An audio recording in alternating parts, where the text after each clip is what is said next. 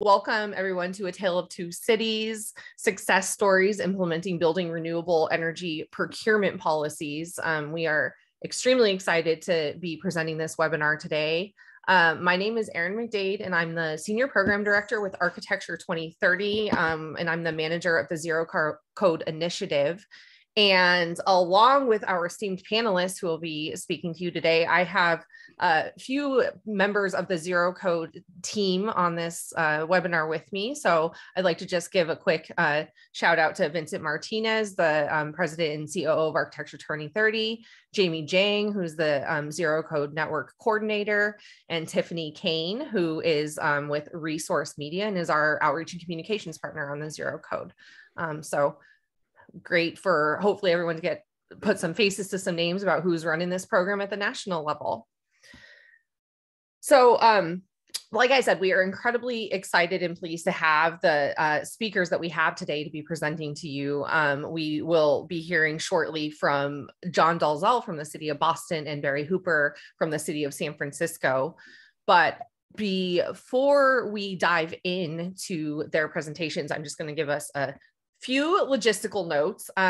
So as you all have probably already seen by now, we have both the chat and the Q&A feature open for this webinar. I know people like to use the chat feature to dialogue amongst themselves during webinars, so we open that up for you all to use that. But we would like you to use the Q&A feature to send in questions. We will not be monitoring the chat, but we will be monitoring Q&A. And you are welcome to send in questions now as you think of them during the presentation, or later we will have a Q&A session at the end after we hear from both of our presenters. So just again, keep in mind that if you don't send the question through Q&A, we probably will not get to see it.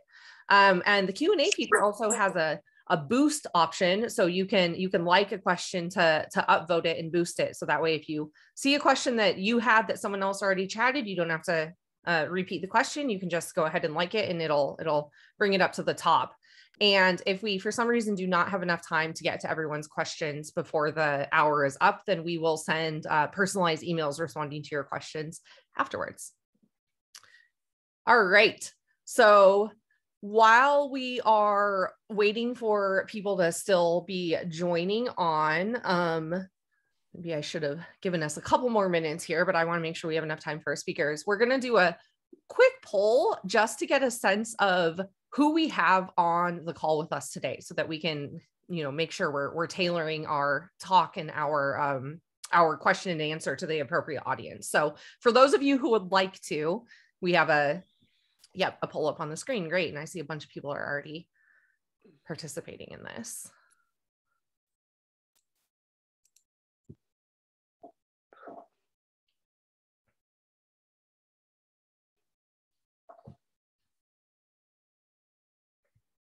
No, I'll give a minute or two for folks to still hop on and do the poll.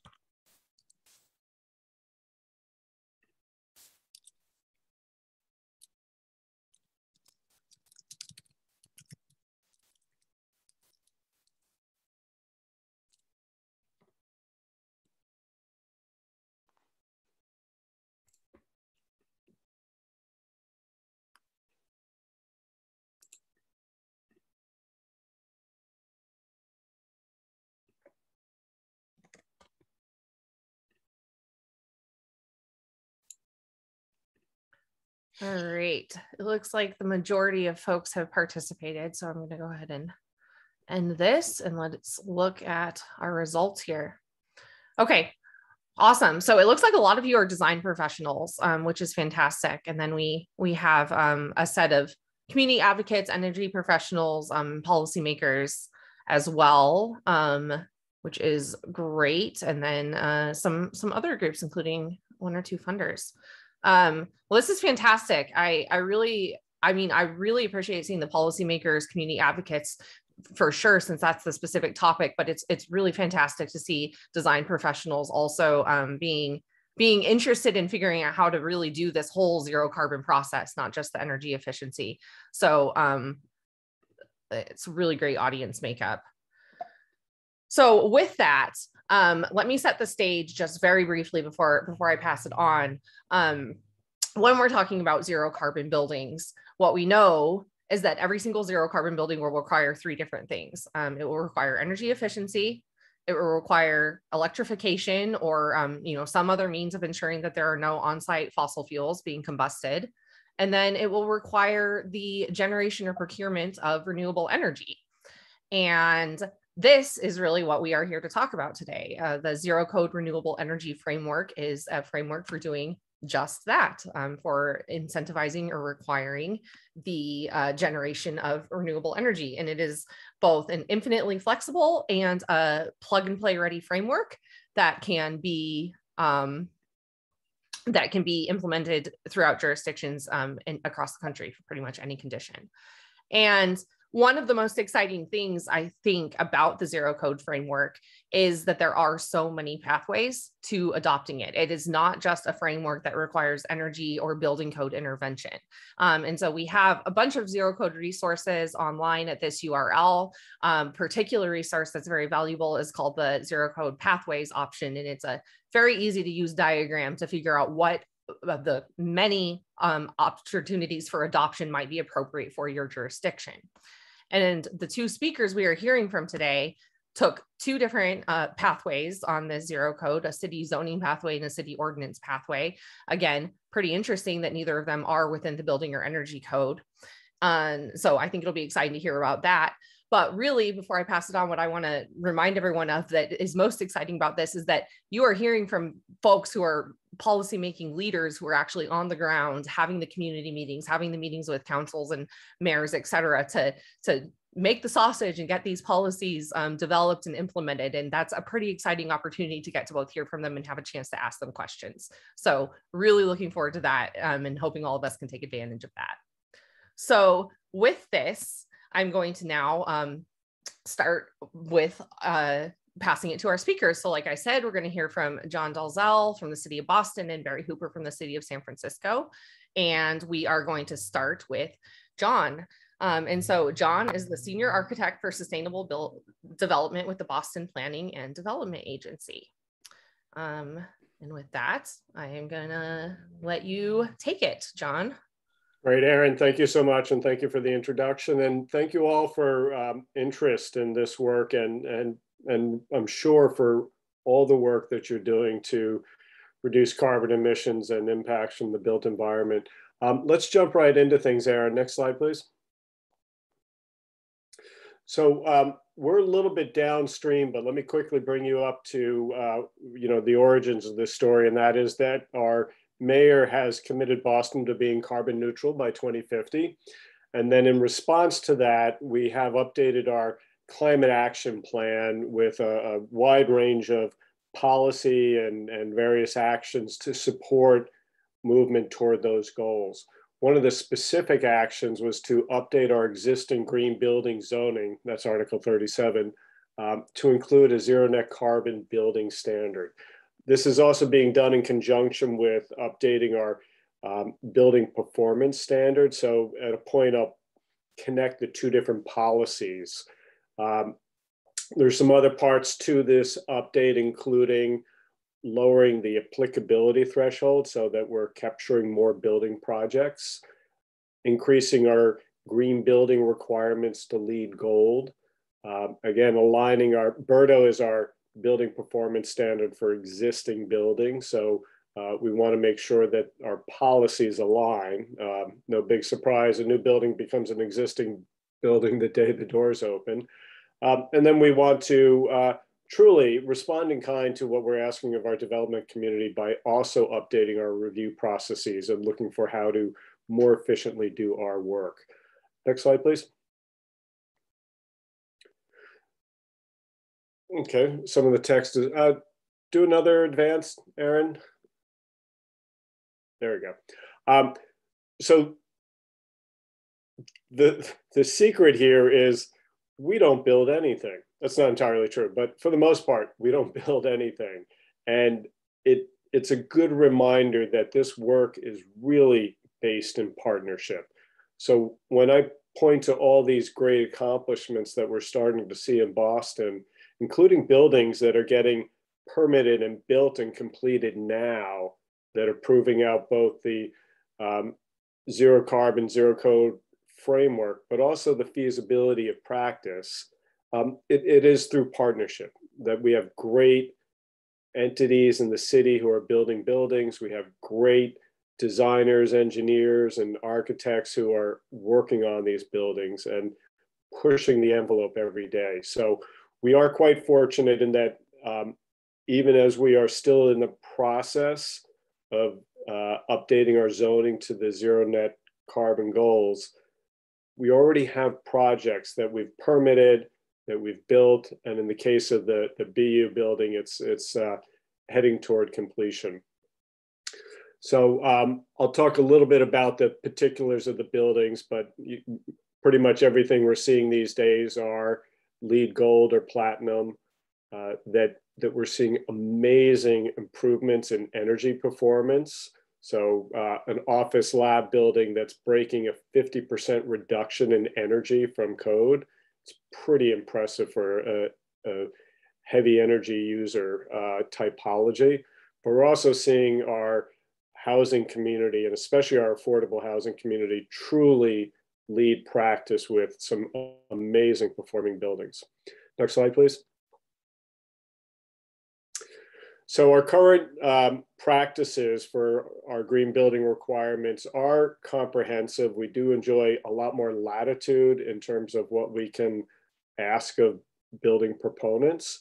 That includes requiring projects to prepare a carbon neutral building assessment. In short, investigating the benefits and the performance of additional solutions, especially based in building performance modeling, energy modeling, where they'll look at the benefit of, say, improving the envelope and how that might offset system sizing and costs, and really make sure that we're all walking the talk as far as looking for strategies that produce better performing buildings.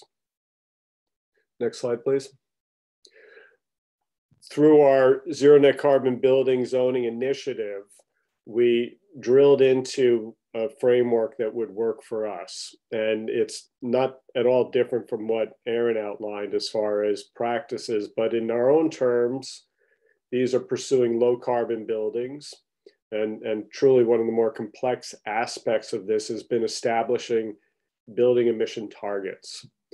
We also want to see as much on-site renewable energy as possible, and we want to establish renewable energy procurement standards that we think are meaningful and feasible.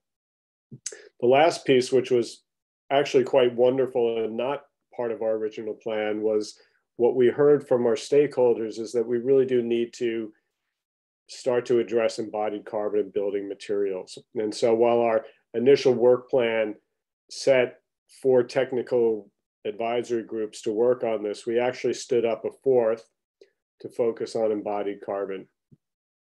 Next, please. So let me dig into some of the buildings. This is Boston University Center for Computer and Computational Data Science, really great building, amazing energy performance. And then it coupled with Boston University's ongoing commitments. They actually already do purchase all of their electricity through a renewable energy contract. But really to walk the talk here, they've actually committed to installing solar renewable energy throughout the campus to meet the building loads. At the end of the day, the calculations are really straightforward: building emissions, less on-site renewable energy, and then determining the amount of renewable energy procurement necessary. Next slide, please. So digging into the low carbon buildings, our technical advisory group established two really important things. First is, how do we manage expectations around what a good building is?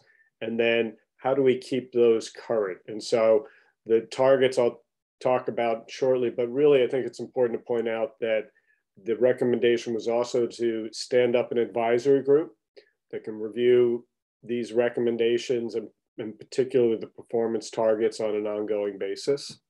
And for that, I really want to give a shout out to our team members, Thornton Tomasetti and BR+A, and their local staff, Colin Schless and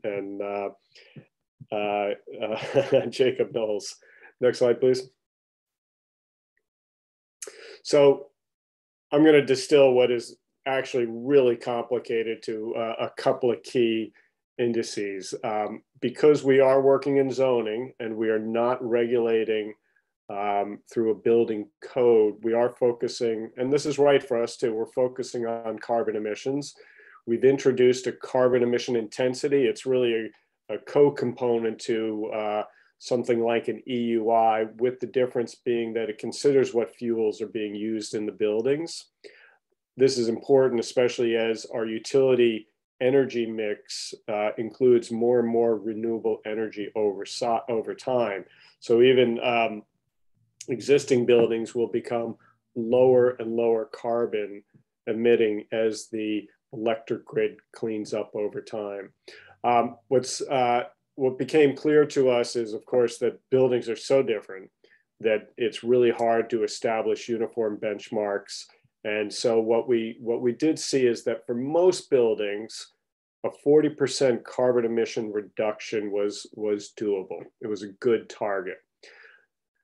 We do draw some exceptions for that. There are healthcare facilities, hospitals in particular, procedural facilities where that goal is a bit too far. So we've reduced that to a 30% reduction. And then for residential buildings using other rating systems or modeling systems like HERS, we do create other workarounds. Next slide, please. So this has been pretty useful for helping people to understand what we are setting as targets, and it provides an EUI comparison to our carbon emission intensity recommendation. And so it's just a kind of a straight conversion, but we do prescribe the emission factors for the different energies. And so it does have some details to it. But what you can see is we're certainly looking to push for better buildings. Wet labs coming in at a EUI of 120 that's a pretty good press. It's doable too, but it is a pretty good press. On the other hand, with high density multifamily buildings, an EUI of 30 is actually starting to feel really generous, and we will probably come back and lower that a bit because of what we're seeing as practice. Next slide, please. So the big thing is, how does this impact development? And fortunately, we have a partner in the Built Environment Plus. That's our local USGBC chapter. They've done a lot of work to compile information around the cost of zero energy buildings. There are two studies. One's a little bit older, Saving Money from the Start, looked at a cohort of zero energy buildings a few years ago, and then an update, which is Massachusetts is ready for net zero. And as practice has moved forward, there's more buildings that we can point to and more information that we can point to that proves out both the feasibility of zero net carbon buildings and the cost. Next slide, please. What you'll see is across the boards, we're seeing building costs for net zero carbon buildings in the less than 1% range. And in many cases, especially with alignment of utility energy efficiency incentives, we're seeing buildings that are net zero that are actually cheaper to build than their cohorts that aren't pursuing these kinds of performance levels. Next slide, please. So one of the things that I think is pretty apparent to all of us is, as we focus on electrification, we do need to be mindful of the opportunities for renewable energy. And we do see local renewable energy as being highly preferential. It has job aspects to it. It has resiliency aspects to it. It also has building management aspects, in that as we advance with our building practices and do things like introduce demand management systems, having on-site renewable energy is going to be advantageous to the overall grid management and building management. So we see a lot of good reasons for pursuing this. And our approach here is everybody should be able to do some renewable energy, and most everybody should just do as much as they can. It's easy to say that today because we, in Massachusetts, enjoy a pretty good subsidy package for on-site renewable energy systems. Most are showing up as being cash positive in year one with 5-6 year payoffs, where it jumps from being just a little bit cash positive to being quite substantially cash positive. So it's a good business move. We want everyone to get familiar with the practice and really just pick it up and make it part of their standard practices. Next slide, please. But what we also know is, in addition to optimizing the on-site renewable energy output, we want to drive innovation. And so this was the proposed GE headquarters. It did not get built with this fantastic solar screen on it. GE scaled back their Boston headquarters facilities to the other buildings that you're seeing in the image here. That said, their development partner it has changed the design and is actually building this building, and has in fact included more on-site renewable energy through horizontal installations. So lots of opportunity. Next slide, please. And lots of opportunities for innovation. We do want to be cognizant of some of the variations in the renewable energy world. There's regulatory issues, there's feasibility issues, there's physical feasibility issues. So we've created zoning, I think, that considers all those and still moves us toward optimization for renewable energy output. Next slide, please. And I'm going to just skip this so we can focus on our renewable energy procurement approach. So first of all, I think we ended up in a really great place in that we do have a clear pathway for identifying renewable energy purchasing requirements. We've done this in a way that is aligning with our existing building renewable energy standards.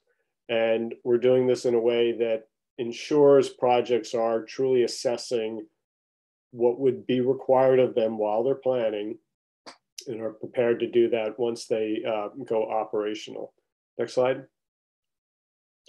For all this great work, I really have to give a big shout out to Architecture 2030, to Vince, to Aaron, and Charles Eli, who provided fantastic guidance and expertise in helping us manage our public process with our technical advisory group, but really bringing extraordinary knowledge and expertise to our conversation. So Vince, Aaron, Charles, if you're on the line here, thank you. It's, the process and working with you has been really incredible. So thank you.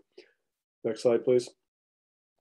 So nothing super surprising here. We, of course, started by scouring around for what information we had. Again, the Aaron and Vince and company pulled all this forward for us and for our technical advisory group. Next slide, please. And we're able to quickly synthesize what are the key elements of this conversation for Boston. And so, recognizing things that I'm sure are showing up across the country, what is the impact of the systems? Are these long-term commitments? Does it connect to the building? We want to, make sure that these aren't misaligned offerings, that in fact they are truly related to building and operation practices, but that they do have environmental impact, but also considering other impacts. What is the inspirational value? What might be educational value? Financing is a big part of this. Equity, public health are really important things for the city of Boston. And so, knowing what your value points are is really critical. And that's going to vary. It's going to vary by locality and building typology, who your stakeholders are, in short. And so it's really important to, I think, spend time assessing what are your values, what are your goals, what's most important, and recognizing that those are important elements for guiding your final recommendations. Next slide, please. So high level, we want to see local renewable generation systems added in Boston, Massachusetts, probably not so much in Boston. So our focus is on Massachusetts Class 1 generation. We want to see that the purchases are building specific, that they are verified annually.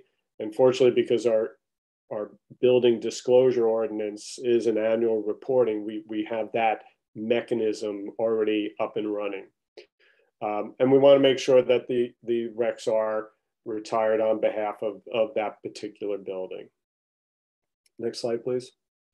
So, the list is kind of long here, but it is for the most part familiar. What I've been loving as of late is our municipal aggregation program. We call it the Boston Community Choice Electricity Program. It's one of those that's, first of all, it's verified because it's a city offering. So it's not, a unrequested solicitation of uncertainty. Rather, it is a well-managed system offered by the city. It's got a really competitive rate. And as a matter of fact, right now, the 100% renewable energy offering through the city is cheaper than the base service rate through the utility. So for us right now, being able to point to even one solution where projects and tenants and owners can commit to 100% renewable energy and save money, that's been a game changer. It won't always be that way, but I think you can still take away from this that the costs for 100% renewable energy solutions through approaches like this isn't going to be a significant burden to projects. And in fact, done well, it can certainly be a cost savings to projects. One piece, let me talk about two things that did emerge during the conversations, both with our technical advisory group and with our building emissions reduction disclosure ordinance groups, was that we create a local renewable energy investment fund. And so we refer to this loosely as our equitable emissions investment fund. And then part of that was to recognize that we did have a standing discomfort with carbon offsets. So for projects that will or are using, and this is where existing buildings matter, for projects that are using fossil fuel energy, whether it's gas, oil, steam, we have an alternative compliance payment. So it is a straightforward, how much are you using, and payment to the city. And that will also fund this equitable emissions investment fund, where the city can use those resources to improve buildings in the city, to assist projects that might otherwise lack the financial resources, and or otherwise invest in renewable energy systems right in the city of Boston. So those two pieces, I think, are really pretty remarkable and important. And again, as I said, these are local solutions. So these are things that are reflective of our values, and they're important for us. Next slide, please. So let me touch real quick on embodied carbon, and just, I got to tell you, and Aaron was a great help with this conversation too. This wasn't part of our plan. It was an opportunity for me to learn a great deal more about how to reduce embodied carbon. There's actually wonderful expertise growing out there nationally and locally. We were able to partner with the Carbon Leadership Forum and Architecture 2030 to support this technical advisory group. And while this is reminiscent of our early days of green buildings, where you could see practices that you knew were better, and for what we're trying to accomplish here, we can and should absolutely gravitate toward better. We might not entirely understand how much better. We might not be able to comparatively determine which practice, this or that, might in fact be better. But that's how we got started with green buildings and a lot of other things, honestly. So recognizing where we are was pretty important, but recognizing that there was a lot of low-hanging fruit, a lot of no regret actions that we could take was really important. And then, you know, a little bit of a tip of the hat to LEED. There's a lot in the building rating systems that focus on reducing embodied carbon. In some cases, it's simply driving the awareness, driving the collection of environmental product declarations. So we're pushing industries to disclose carbon in their building materials and advancing our collective understanding of how we could go about reducing embodied carbon, what's in the different material choices, things like that. We also had opportunity to stand up a mass timber accelerator program, recognizing that the biggest carbon emissions in buildings is due to structure. So reducing the amount of concrete, the amount of Portland cement and concrete are really important immediate actions, but also reducing the amount of steel and using substitutes like mass timber that are significantly lower in carbon emissions is really two good no regret steps. So we're launching pilot programs and we're starting best practice case studies. Next slide, please. Sorry, I skipped this, but what's important to recognize is that when we build, we with our high performance buildings that we're building today, the carbon emissions from the existing construction will amount to half of the total carbon emissions over the first 10 years of a building.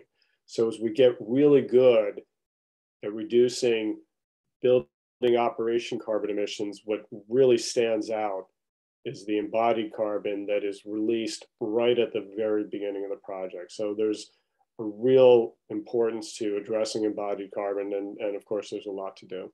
Next slide, please. A whole host of recommendations. I just spoke to them, so we'll go over this. Next slide, please. And I just want to point out this BU building again. Here they stepped up and began looking at embodied carbon. They had already established the design, but just through a review for reducing embodied carbon, they were able to come up with a better facade system.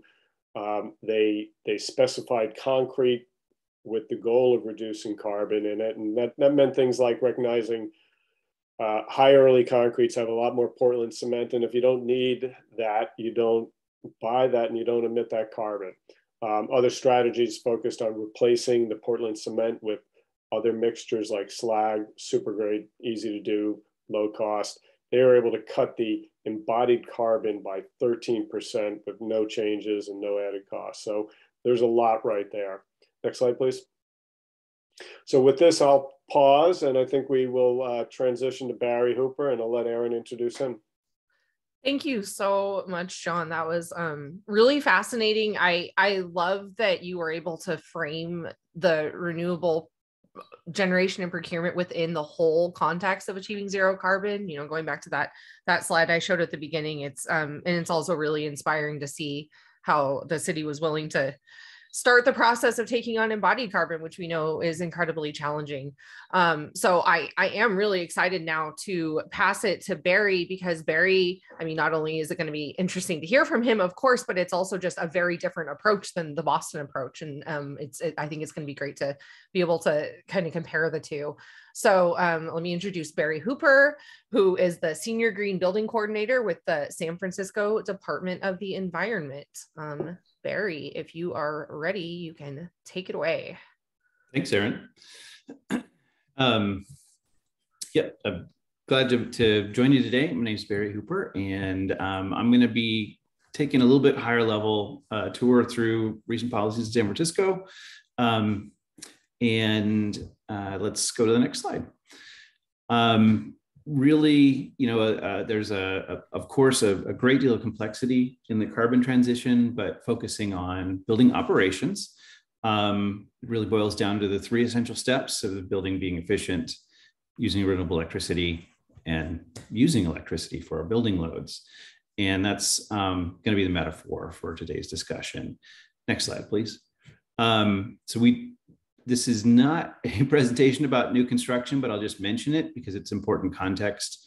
So these are 6 examples of buildings that are being constructed or recently been constructed and operating with zero emissions locally due to both on-site and off-site renewable electricity supply and relying entirely on electricity for their operations. A couple do have battery storage and resilience features, so that's not this talk, but just will highlight that all new construction moving forward is all electric, and we're trying to pivot to the major challenges in existing buildings. So if you get advanced, Aaron, if we look at and advance one more time, where are we going in terms of efficiency? We think that it is in a healthy state, just in terms of both the local building codes that apply, as well as the supply of renewable electricity. And if you advance one more, the drivers for that vary a little bit. The California Energy Code has really been particularly catching up and advancing very quickly in recent years. And so we're relying on that as the predominant driver of efficiency and design and new construction. In terms of renewable electricity, you'll hear the context here. We do have local on-site renewable electricity requirements as well. And we also have benefit from the renewable portfolio standard requirements in California.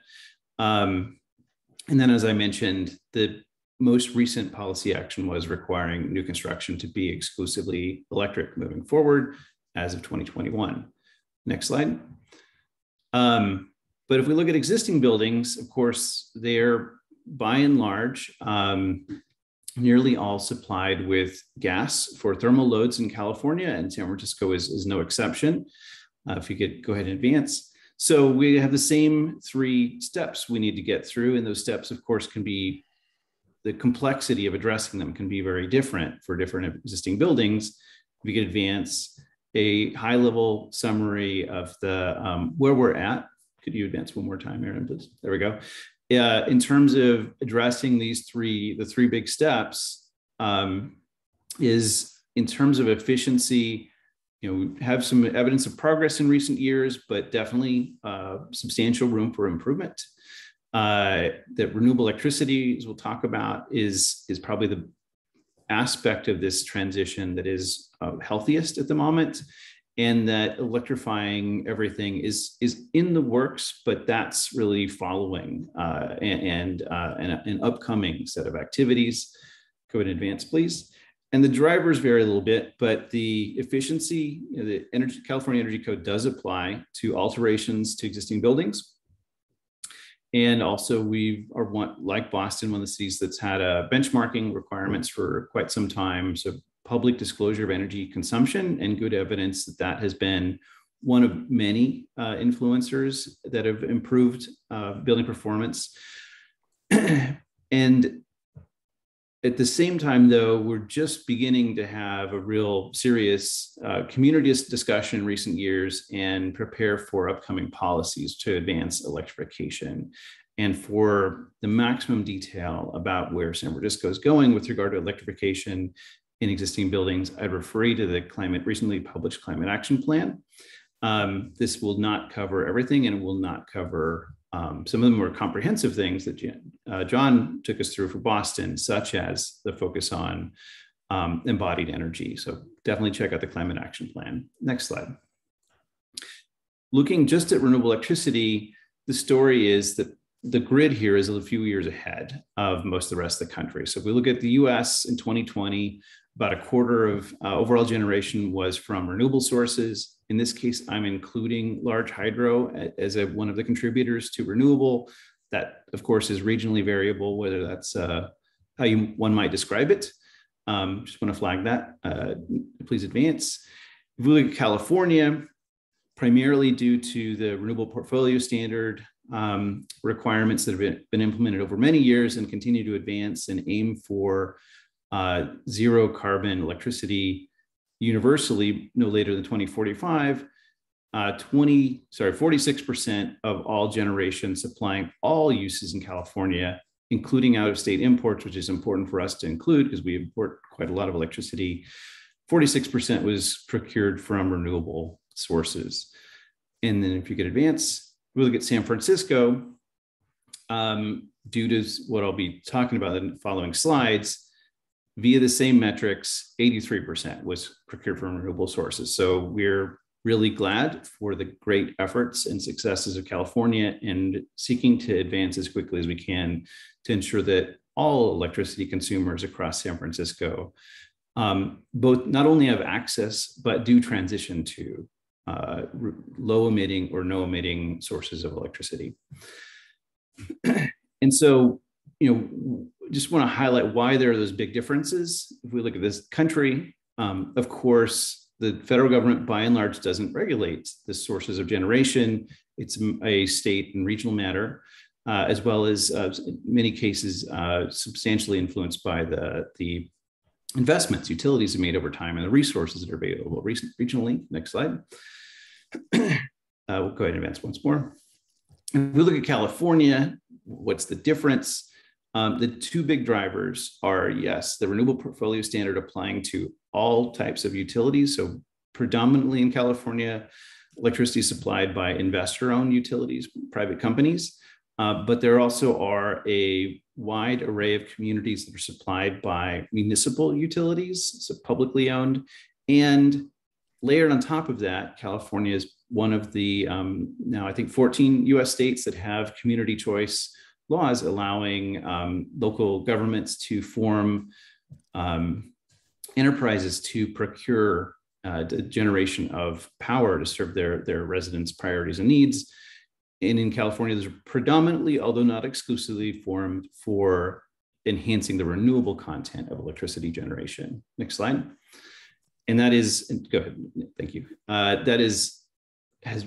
Enhancing renewable content of generation has been the primary driver for San Francisco's leaders over the years. So I want to highlight that I'm speaking about the results of this, but the major effort is led by our sister agency, the San Francisco Public Utilities Commission, which houses two of the three items noted here. So they both have run a municipal electric utility deriving power from the Hetch Hetchy system, primarily large hydro, but 100% of procurement for a number of years has been from renewable sources. So the portion that's not generated from hydro is from utility scale solar arrays.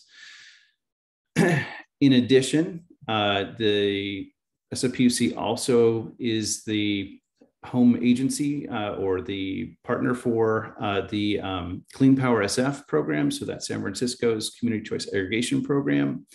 And then PG&E itself is an investor-owned utility, and there can be differences of opinion between a local government and a utility, of course. But PG&E has also been both in compliance with renewable portfolio standards and a leader in accepting and encouraging on-site solar siting on their customers' properties. So that the largest quantity of customer-sited solar in the country is, to my knowledge, remains on PG&E customers' rooftops. So it's really the three of those contributing together are what are helping advance renewable generation and making renewable electricity the norm for any user by default in San Francisco. Next slide. And just to go one step deeper, because the clean community choice aggregation programs and laws vary a little bit. So without going into the law, just what are we talking about when we talk about Clean Power SF? It is a entity that was created in order to advance climate action and renewable generation, ideally locally, but definitely within California. Go ahead and advance. It offers a basic choice, which advances the renewable content of power by default and is always offered at it always targets a rate that is equivalent to or slightly below the utility baseline. Go ahead, next slide, please. It also has, from its outset, offered 100% renewable generation option, so something that's guaranteed to be derived from renewable sources. Go ahead and advance. And the principal features have been that starting in 2017, any electricity meter citywide was enrolled in one of these two services and would have to opt out to resume normal utility service. The utility still provides transmission, distribution, maintenance, the overall health of the grid. That's the utility. Go ahead and advance. But the procurement we're talking about is site-specific utility scale generation. It is including the direct development and construction of utility scale storage resources. So we're talking about, definitively real power that is delivered to the grid and is and to customers here. So it is a full utility procurement mechanism where the renewable content is assured via both guarantee and via the tariff. Go ahead, please, Aaron. And so knowing that that's available, that every customer in San Francisco has access to 100% renewable electricity on a subscription basis, in addition to support in siting renewables on their site, the city looked at commercial electricity use and, go ahead and advance once more, found that the largest 9% of existing commercial buildings account for 3/4 of commercial electricity use and a proportional aspect of the emissions associated with that usage. Next slide. And so to provide both greater certainty, which helps bring down over time the cost of generation, as well as to ensure the carbon emission reduction targets. In 2019, a law was passed requiring the largest commercial buildings to subscribe to one of those renewable electricity sources. Next slide. And this law is really pretty straightforward. The renewable electricity is available. It's available at a competitive price, and it does not require any modification of the building itself. Next slide. The ordinance does phase in over time based on floor area, and the compliance can be, for most buildings, we expect the straightforward way to comply would be to subscribe to a qualifying retail electricity service, although you certainly are welcome to generate on site from GHG-free sources. Next slide. To get one notch more specific, the ordinance is first phasing in for the very largest buildings in the city. Those are over 500,000 square feet are obliged to enroll this year, and the next tranche in 2024, and the last tranche no later than 2030. As an editorial comment, that last tranche should be a moot point because we do expect the baseline, the only option to be 100% renewable somewhere in the neighborhood of 2025. And that's an additional goal that was adopted subsequent to the ordinance and that we appear to be on track to meeting. The owner is obliged to make this transition though, and it does apply to the owner and the tenant. Next slide. The specifics of what GHG-free or renewable mean can be a little Byzantine because they do directly invoke state of California regulations that have built up over time to ensure both electric reliability as well as the conceptual or practical reliability of the benefits of renewable transition. But again, it's very straightforward for the consumer or the building owner. It's a matter of subscribing to a qualified product. There is also another layer of electricity regulation in California called direct access. So it's a direct procurement mechanism that is available. It's a whole other presentation to go into the detail of it, but it's with that complexity comes a few benefits that may be attractive to some owners. Next slide. And it does only regulate electricity though. So this thing I'm talking about today is not an overall emissions standard. It does not regulate sources of gas, emissions from gas combustion, and does not interact with on-site either. It doesn't require on-site generation, and on-site storage can be a great thing, but isn't specifically a matter regulated by this ordinance. Next slide. We are just working to finalize compliance guidelines, but the punchline is it is the proposal, and it's really implied by the law itself, that we would be enforcing this requirement via the existing annual disclosure of energy consumption via existing building benchmarking programs. Next slide. And so with that, that does mean we have a little bit different requirements based on the type and scale of the building. And it's just a quick summary that benchmarking is required basically across the board for large buildings, and commercial buildings are required to either undergo an energy audit or have a plan in place for decarbonization. And it's the renewable electricity on a mandatory basis is just phasing in for those largest buildings. Next slide. So if you'd like a little bit more info, got some good resources on our website, and I look forward to discussing the nitty gritty with John and Aaron. All right. Let me, since you had extra slides in there, I will not go to our Q&A slide. Thank you so much, Barry, and John again. Thank you so much. It was really fascinating to hear the just the really different approaches to getting at the same goals here. Really quickly, before we dive too far into the questions, Barry, I just have one for you. So I think it is interesting that you were talking about taking this kind of disaggregated approach to the efficiency, renewables, and electrification, as opposed to Boston's, really aggregating an approach.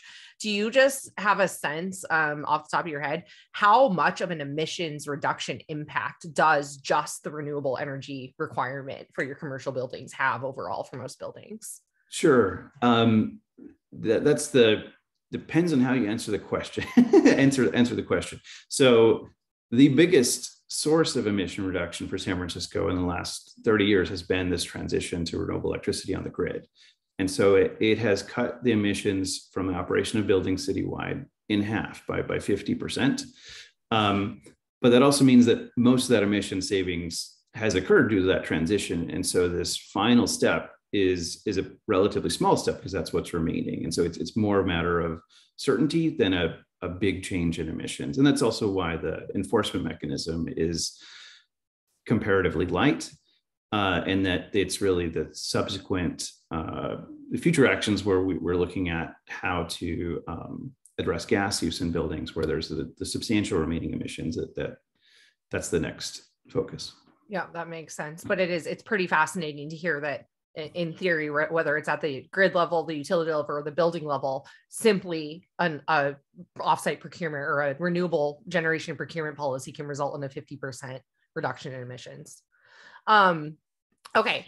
Another quick question for both of you, and I say quick because we don't have a ton of time, and I really don't want you to take too much time answering this, but I'm fascinated, and I think people will be too.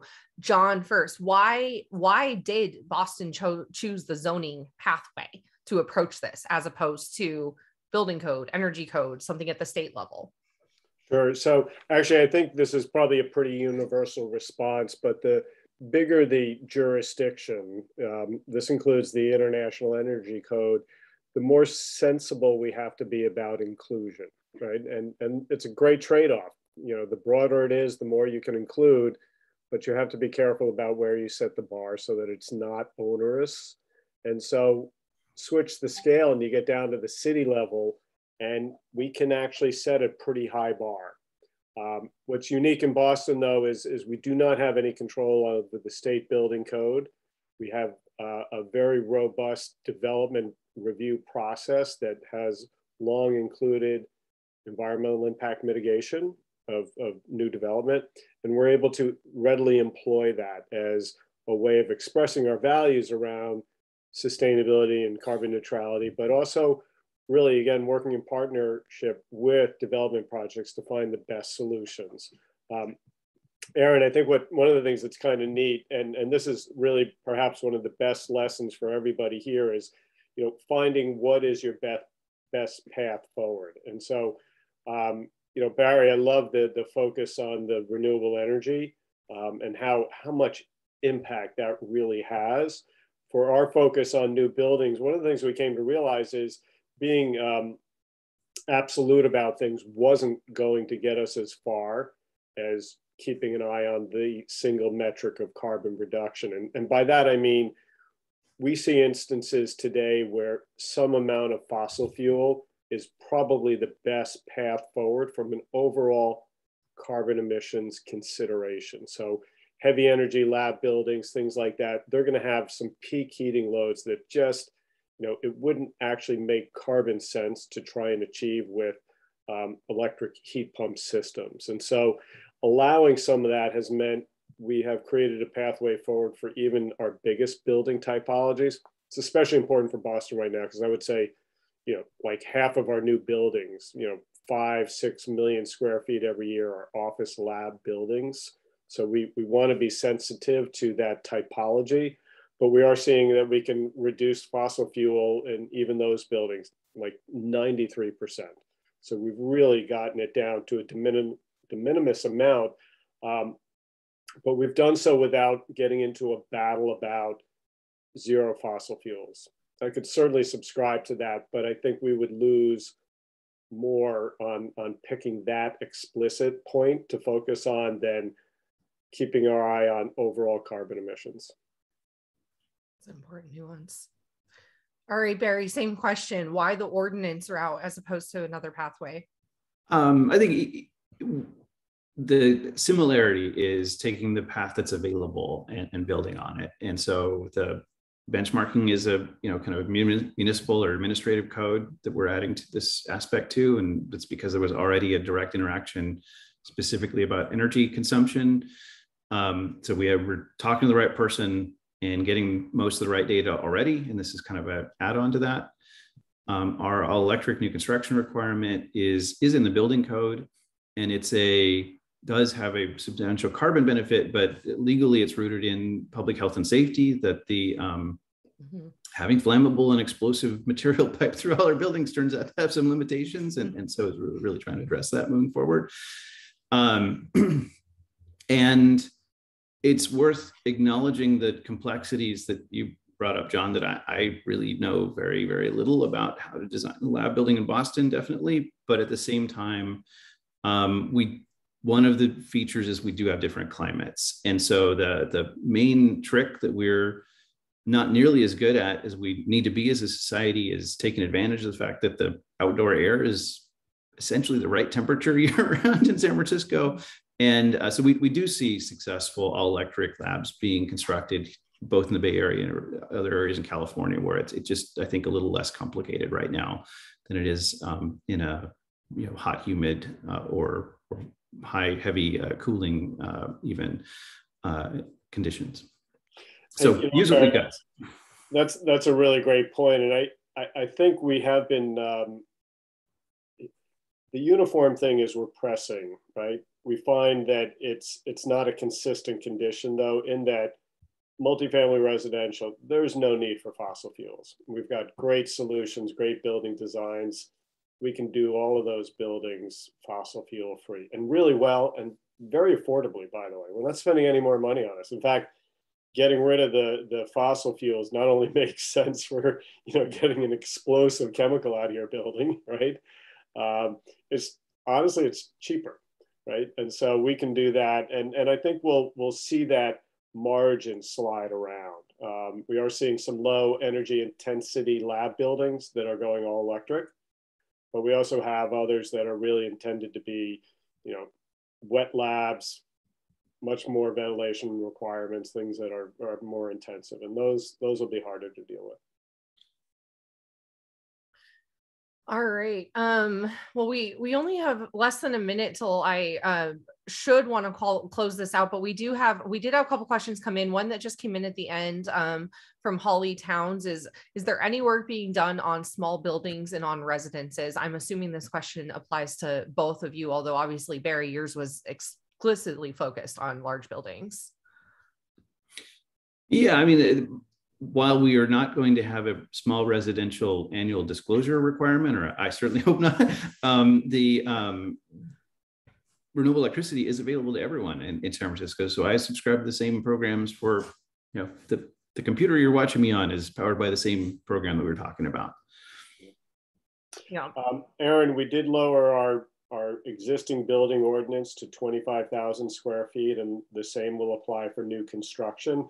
That's, you know, solidly in the small multifamily building typology. The one thing that's super exciting is at that scale, it's really easy to produce a zero net carbon building, or in fact, Yep. a energy positive building. And maybe this goes to illustrate my point about, you know, a uniform press should produce different outcomes. You know, buildings with low energy utilization that we know how to do really well, like residential, if it's less than 4 stories, it should be energy positive. It should be contributing to our aggregate carbon reduction effort. And that's the kind of outcome we want to pursue. And it certainly recognizes big buildings can't perform at that level, but it also puts forth a vision where you see, you know, in the case of Boston, neighborhoods that are generating electricity all day long and powering our downtown big energy users during that day. And so it's an interesting vision. It's a collective vision, and it's certainly one that speaks to our future needs. For sure. And I'm assuming, Barry, in your 2021 climate action plan, there is, yeah, I haven't read it personally yet, but there are pathways for decarbonizing small buildings as well outlined in that, I have to assume. It's a process rooted in stakeholder outreach and asking those who would be potentially most affected, particularly with equity first in mind. But yes, it does. There's something for everyone in there. Awesome. Well, we are at the top of our time. I do just want to quickly, since we got that question about small buildings and to really kind of put a bow on all of this, Architecture 2030 has a comprehensive policy framework for building sector decarbonization that has specific pathways for big buildings, for small buildings, for existing buildings, for new construction, for embodied carbon. A lot of that work was influenced by the work that these folks have been doing and that in our support of them. And so that is at achieving-zero.org. And I would highly encourage everyone to go check that out, as well as to check out the resources provided by John and Barry. And yeah, with that, I want to thank you again, and both of you, and say that this was very fascinating and informative. And I really appreciate you taking the time. And I hope that folks learn some stuff and that now they have faces to names. And so if people have questions to their peers who, you know, who have been doing this, I'm assuming and hoping you two will be willing to support your peers across the country in answering questions as much as possible. Absolutely, right. Erin. And thank you for all your work, Architecture 2030. We wouldn't be where we are without you. So thank you. Thank you for your help. All right, I am going to stop the recording and close this out. Thanks, everyone.